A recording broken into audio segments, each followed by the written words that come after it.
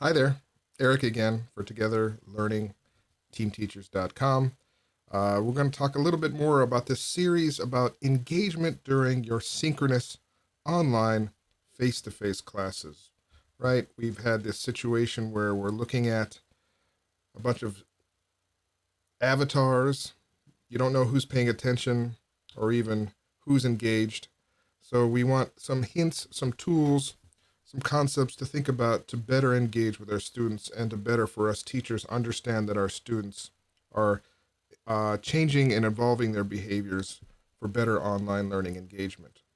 So for this one, I'd like to talk about gamification. This is a big one I like to use in my classes, but it can be a little bit tricky because if you don't use it right, it can be a demotivator, a discouragement type thing if not used carefully and balanced.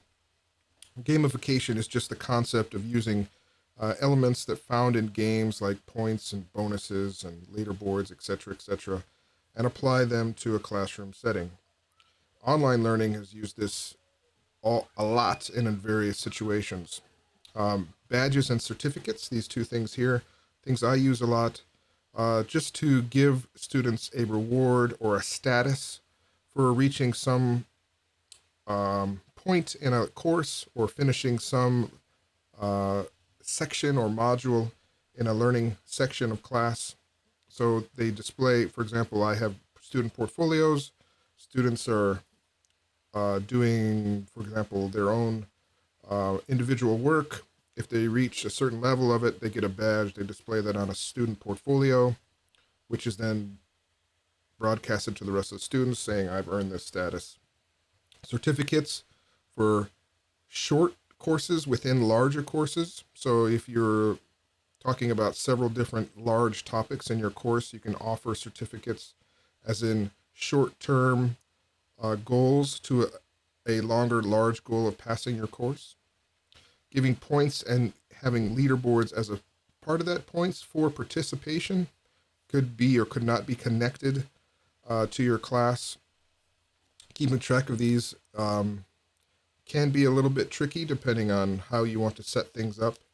You could use self evaluation for points, and this can be also leading towards some sort of behavior changes, asking students to rate themselves as points or rate each other as far as their participation in class, and using those points, adding them up, and having some sort of leaderboard. Now, this can have some bad effects depending on how your class is set up and the dynamics between your students.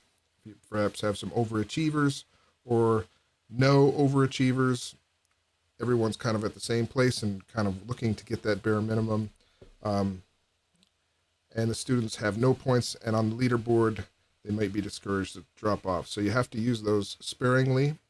But the badges and certificates, it has a sense of accomplishment, at least if you have a lot of friendly competition that you think that might happen in your class, you can use the bottom two a little bit more, especially when it comes to participation, self-evaluation, or peer evaluation type things. Hope that's helpful. See you in the next one. Bye now.